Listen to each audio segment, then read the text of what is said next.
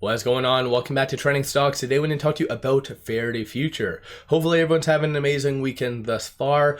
I wanted to go over some misinformation. So for those of you that are new to my channel, I like to educate to the best of my ability. And typically a lot of heavy retail presence stocks, such as Faraday, sometimes gets a lot of misinformation. And whether it's justified or like intentional or not, I'm not here to kind of judge that. I just wanted to go over some of the hot topics.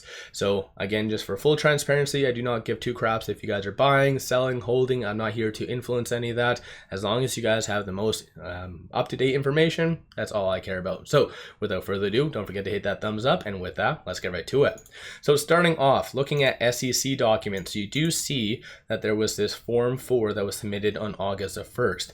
Oddly, some people are very much questioning this, maybe again because they don't understand what it kind of signals right here. So 𝗪𝗧𝗧𝗛 right here, who is the CEO, why did he transaction code J this one preferred stock? So ultimately, it was already kind of previously stated that he did have this preferred Class A stock just for voting purposes. After that, it holds no weight, no relevance. It just is for that shareholder meeting, and yeah, basically that's it. So this is him disposing of this. He originally did pay $100. He sold it for $100, so kind of break even. Nothing really crazy. It was already previously planned based on the explanation of response. Plus, they also did submit this document right here, which is a Series A preferred stock, Faraday Future Certificate of Elimination. So pretty cut and dry. So again, I think just some people might not understand what Form 4s are really for. Plus, on a side note, conveniently, if we look at Fintel, you do see some entities right here, which is a Vision Point had one share. On Reddit, there was some people trying to correlate that 𝗪𝗧𝗧𝗛 and that were somehow correlated and were kind of one and among the same.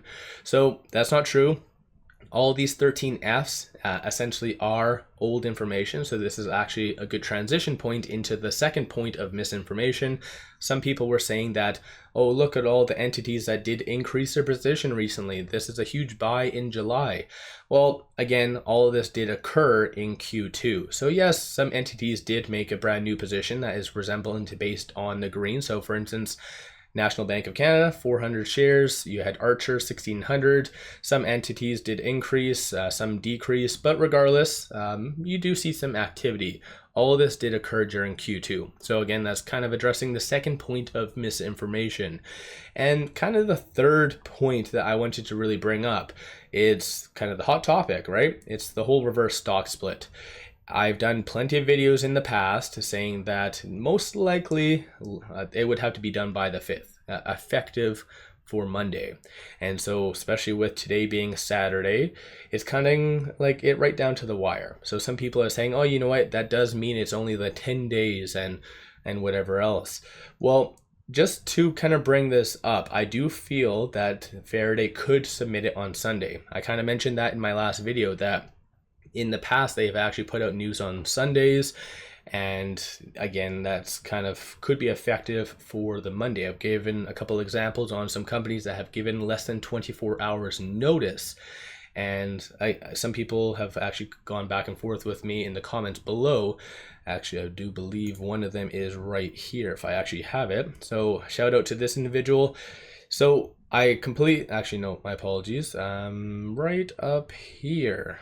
So I always completely appreciate anyone who calls me out. If I actually am spreading like misinformation or wrong information, call me the hell out, because I would absolutely love that. So I did go back and forth, so you can kind of see some verbiage right here. So it looks like the terminology was changed effective November 2023, but essentially it doesn't look like Faraday for the most part follows this. So in my last couple examples, once again, like they were given less than 24 hours or 24 hours notice, very close to that. Faraday, their last reverse stock split, let's pull this up.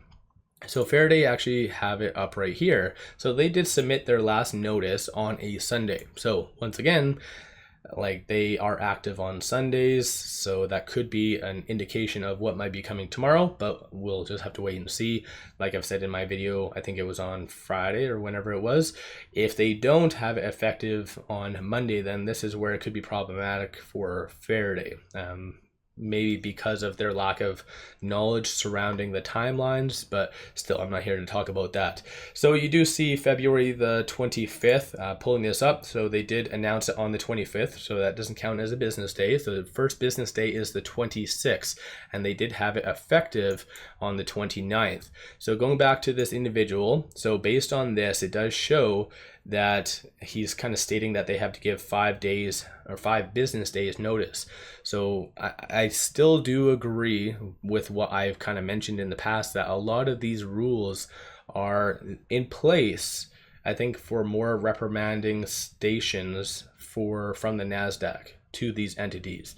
So they're kind of loose, because clearly Faraday in February 2024, they did less than 5 business days, but based on this ruling right here, which is Rule 2550 B sub 4, this is where in theory it should be more than 5 business days. So long story short, Faraday could, in my opinion, still submit their notice effective tomorrow for effective date on Monday. Of course, at the time of kind of submitting this, we'll find out, but yeah, anything is possible when it comes to it. That will really be problematic for a lot of brokers if they do it that kind of scenario, because a lot of brokers won't have that new CUSIP number.